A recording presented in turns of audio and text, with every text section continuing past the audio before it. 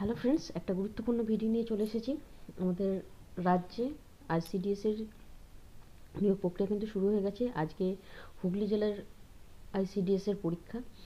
এরপর কোন কোন জেলার আবেদন প্রক্রিয়া শুরু হয়ে গেছে শেষ পর্যন্ত ভিডিওটা দেখো, সমস্তটা জানতে পেরে যাবে। ইতিমধ্যে অনেক কটি জেলার আইসিডিএসের নিয়োগ প্রক্রিয়া শুরু হয়ে গেছে। কিছু কিছু জেলার আবেদন প্রক্রিয়াও শুরু হয়েছে। কতদিন পর্যন্ত আবেদন করা যাবে, আবেদনের সময়সীমা, কত ভ্যাকান্সি রয়েছে, সমস্তটা ডিটেলসে কিন্তু জানিয়ে দেবো। প্রথমেই বলে রাখি, ওয়েস্ট বেঙ্গলে আইসিডিএসের যে সেন্টারগুলো রয়েছে প্রায় 1,19,400 বেশি কিন্তু কেন্দ্র রয়েছে, এবং সেখানে আইসিডিএসের যে ওয়ার্কার রয়েছে তাদের ভ্যাকান্সি প্রায় 21,000-এর বেশি, এবং যে হেল্পার রয়েছেন তাদের যে ভ্যাকান্সি সেটা হচ্ছে 13,000-এর বেশি কিন্তু ভ্যাকান্সি রয়েছে। তো সর্বমোট প্রায় 35,000 ভ্যাকান্সিতে কিন্তু নিয়োগ হবে, এবং তাদের শিক্ষাগত যোগ্যতা কিন্তু এর আগে অষ্টম শ্রেণী বা মাধ্যমিক পর্যন্ত ছিল। কেন্দ্র সরকারের যে নীতি নতুন, সেখানে কিন্তু 12th পাস হতে হবে। শিক্ষাগত যোগ্যতা কিন্তু উচ্চ মাধ্যমিক পাস অবশ্যই হতে হবে, এই নির্দেশিকা কিন্তু আসছে। আর তোমাদেরকে বলে রাখি, যারা এই পদে যোগদান করবে, অনারারিয়াম যেটা থাকবে, যে ভাতা, সেটা ওয়ার্কারদের জন্য রয়েছে 8,380 টাকা মতো, এবং হেল্পারদের জন্য 6,300 টাকা আনুমানিক। তো এরপর দেখা যাক কোন কোন জেলার জন্য আবেদন শুরু হয়েছে, সমস্ত ডিটেলস তোমাদেরকে দেখিয়ে দিচ্ছি। প্রথমে চলে আসি যে বয়স, এজ লাগবে অবশ্যই 18 থেকে 35 বছরের মধ্যে বয়স হতে হবে।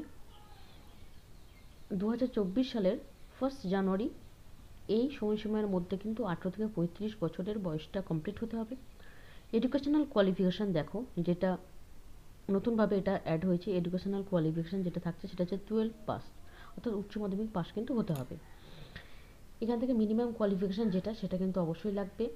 ডেট অফ পাবলিকেশন, অর্থাৎ যখন নোটিফিকেশানটা দিয়েছে সেই ডেট অনুযায়ী কিন্তু 12 পাস হতে হবে, এবং যে বয়স সেটা হচ্ছে 2024 সালের জানুয়ারির ফার্স্ট জানুয়ারি অনুযায়ী কিন্তু বয়সটা থাকতে হবে।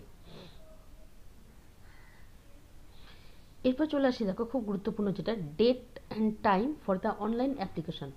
অনলাইনে তোমরা অ্যাপ্লিকেশন করতে পারবে সকাল 10টা থেকে। 2024-এর অর্থাৎ ফেব্রুয়ারি মাসের, এই 2024-এর ফেব্রুয়ারি মাসের 20 তারিখ থেকে অনলাইনে আবেদন প্রক্রিয়া শুরু। এই আবেদন প্রক্রিয়া চলবে 2024-এর 20 মার্চ পর্যন্ত, বিকেল 5:30 পর্যন্ত অনলাইনে কিন্তু অ্যাপ্লিকেশনটা করতে পারবে। এবার সাকসেসফুল সাবমিশনের পর, অর্থাৎ অ্যাপ্লিকেশনটা যখন সাকসেসফুল সাবমিশন হবে, তারপর ক্যান্ডিডেটকে অবশ্যই প্রিন্ট নিয়ে নিতে হবে, অর্থাৎ যে অ্যাকনলেজমেন্ট রিসিপ্টটা তারা পাবে সেটা কিন্তু অবশ্যই প্রিন্ট করে রাখতে হবে। পরবর্তীকালে অ্যাডমিট কার্ড ডাউনলোড করার জন্য এগুলো অবশ্যই লাগবে। পরবর্তীকালে যে ভেরিফিকেশান, সেখানেও কিন্তু এটা লাগবে।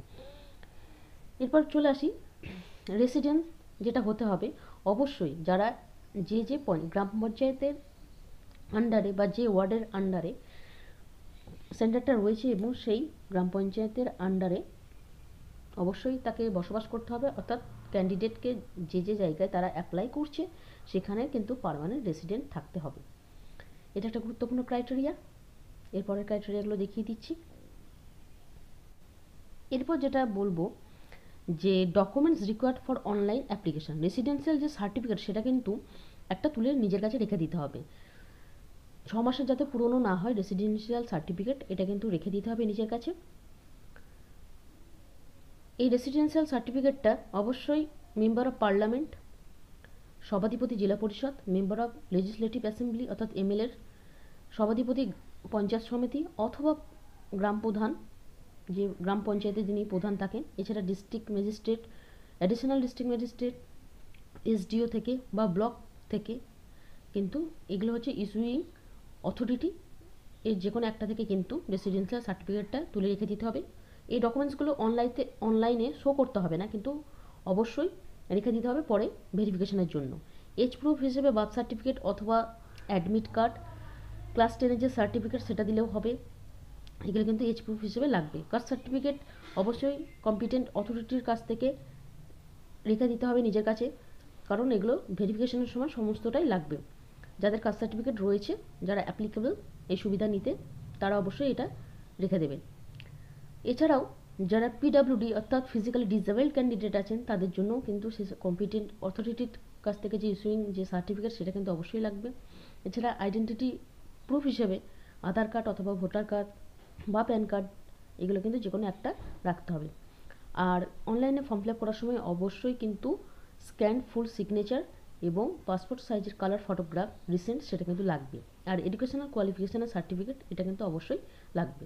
মার্কশিট এবং সার্টিফিকেট সমস্তটাই হাতের কাছে রেখে স্ক্যান করে রেখে দিতে হবে। এই ছিল অনলাইনে কোন কোন জিনিসগুলো হাতের কাছে রেখে দিতে হবে, যেগুলো হয়তো সাবমিট করতে হবে না সবটা, ফটো সাইন এগুলোই সাবমিট করতে হবে, বাকিগুলো কিন্তু অবশ্যই রেডি করে রেখে দিতে হবে। এরপর চলে আসে সিলেকশন প্রসেস, যেখানে এই সিলেকশন প্রসেসের মধ্যে গুরুত্বপূর্ণ হচ্ছে রিটেন এক্সাম, তারপরে হবে ভাইবা। টোটাল 100 নম্বরের পরীক্ষা, রিটার্ন থাকছে 90 আর ভাইভাতে থাকছে 10। একজন ক্যান্ডিডেটকে ভাইবার জন্য অ্যাপিয়ার করতে হলে তাকে রিটেনে কিন্তু অবশ্যই 30 মার্কস পেতে হবে। সিলেকশন কমিটি থেকে এটা কিন্তু রুলস যে অবশ্যই 30 মার্কস কিন্তু রিটেনে পেতেই হবে। আর ভাইভাতে অবশ্যই কিন্তু উপস্থিত হতে হবে। ভাইভাতে কোয়ালিফাইং মার্কস কিন্তু নেই, কিন্তু ভাইভাতে উপস্থিতিটা বাঞ্ছনীয়। একজন রিটেনে পাশ করব অথচ ভাইবা দেবো না এরকম বিষয় নয়, কিন্তু দুটোতেই অ্যাপিয়ার হতে হবে। এরপর চলে আসি ভাইভাতে, অবশ্যই 1:5 রেশিওতে ক্যান্ডিডেটকে ডাকা হবে ভাইবার জন্য। এরপর প্যানেল তৈরি হবে, ফাইনাল প্যানেল, তখনই কিন্তু মেরিট লিস্ট অনুযায়ী কিন্তু এই রিক্রুটমেন্টটা হবে। এরপর চলে আসে সিলেবাস এবং রিটেন এক্সামের কত মার্কস রয়েছে অবশ্যই দেখে নিতে হবে। দেখে নাও, এসে লিখতে হবে অর্থাৎ প্রবন্ধ লিখতে হবে মাদার টাং, যার মাদার টাং যেটা সেটাই কিন্তু অবশ্যই প্রবন্ধ লিখতে হবে। 8th স্ট্যান্ডার্ড অষ্টম শ্রেণীর যোগ্যতায় 15 মার্কস রয়েছে। অঙ্ক রয়েছে অষ্টম শ্রেণীর যোগ্যতার, অষ্টম শ্রেণীর যে অঙ্কগুলো থাকে সেই স্ট্যান্ডার্ড অনুযায়ী 20 নম্বরের অঙ্ক থাকবে। নিউট্রিশন, পাবলিক হেলথ এবং স্ট্যাটাস অফ উমেন এই সাবজেক্টের উপর কিন্তু 15 নম্বরের কোশ্চেন থাকবে। ইংলিশ ল্যাঙ্গুয়েজের মধ্যে থাকছে 20 নম্বর, জেনারেল নলেজের ওপর থাকছে 20 নম্বর, আর ভাইভাতে থাকছে 10। মোট 100 নম্বরের কিন্তু পরীক্ষা এখানে হবে। প্রথমে 90 নম্বর রিটেন, তারপর 10 নম্বরের ভাইভা। চাকরির যে এজ লিমিট হেল্পারদের জন্য সেটা কিন্তু 65 বছর পর্যন্ত রয়েছে, এটা কিন্তু খুব গুরুত্বপূর্ণ। এরপর চলে আসে কোন জেলার জন্য কোথায় কোথায় কত ভ্যাকান্সি রয়েছে সেগুলো কিন্তু দেখিয়ে দিচ্ছি, কারা কারা কোথায় অ্যাপ্লাই করতে পারবে। এই ভ্যাকান্সিগুলো বেরিয়েছে আলিপুরদুয়ারের আন্ডারে, আলিপুর ডিস্ট্রিক্টের আন্ডারে বিভিন্ন ব্লকে, বিভিন্ন গ্রাম পঞ্চায়েতের আন্ডারে হেল্পার, অঙ্গনওয়াড়ি হেল্পার কিন্তু নিয়োগ করা হবে, যার নোটিফিকেশনটা দিয়েছে ফেব্রুয়ারির 9 তারিখে, এবং তোমাদেরকে বলেই দিয়েছি 20 তারিখ থেকে, ফেব্রুয়ারি 20 তারিখ থেকে কিন্তু এই আবেদন প্রক্রিয়া শুরু হচ্ছে এবং এই আবেদন চলবে মার্চ মাসের 20 তারিখ পর্যন্ত কিন্তু এই আবেদন প্রক্রিয়া চলবে।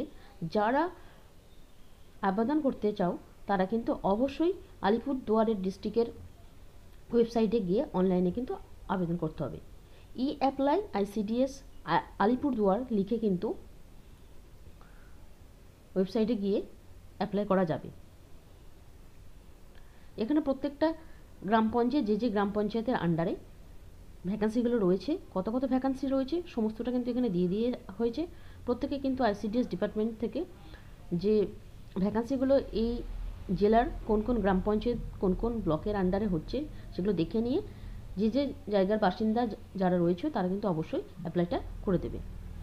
আজকে অলরেডি কিন্তু হুগলি জেলার আইসিডিএসের পরীক্ষা কিন্তু আজকে শুরু হয়ে গেছে, এবং আলিপুরদুয়ার ডিস্ট্রিক্টের যে অনলাইনের অ্যাপ্লিকেশন সেটাও তোমাদের সাথে শেয়ার করে দিলাম। পরবর্তী ভিডিওতে অবশ্যই অন্যান্য জেলার যে রিক্রুটমেন্ট প্রসেস সেই নিয়ে আলোচনা করব, এবং কোন কোন জেলার জন্য আবেদন প্রক্রিয়া ইতিমধ্যে শুরু হয়ে যাচ্ছে, কারণ এই রিক্রুটমেন্টটা খুব তাড়াতাড়ি হবে। তো তোমাদের সাথে শেয়ার করে দেবো, আমাদের চ্যানেলের সাথে থাকো।